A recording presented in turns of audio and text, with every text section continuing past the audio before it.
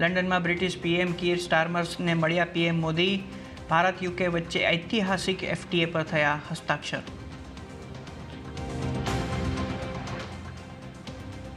નિફ્ટીની weekly એક્સપાયરીના દિવસે ઘટાડા સાથે બજાર બંધ. સેન્સેક્સ અને નિફ્ટી ઘટાડા સાથે બંધ, તો નિફ્ટી બેંકનું પણ 150 પોઈન્ટના ઘટાડા સાથે ક્લોઝિંગ.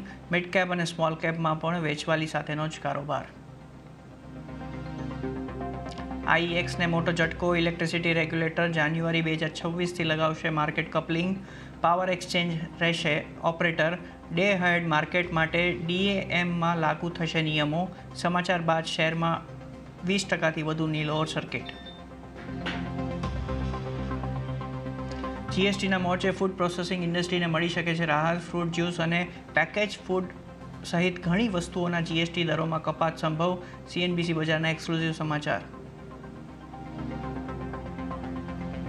અને કાલથી રાજ્યમાં વધશે વરસાદનું જોર. એક સાથે 3 સિસ્ટમ સક્રિય થતાં 29 જુલાઈ સુધી અતિ ભારે વરસાદની આગાહી.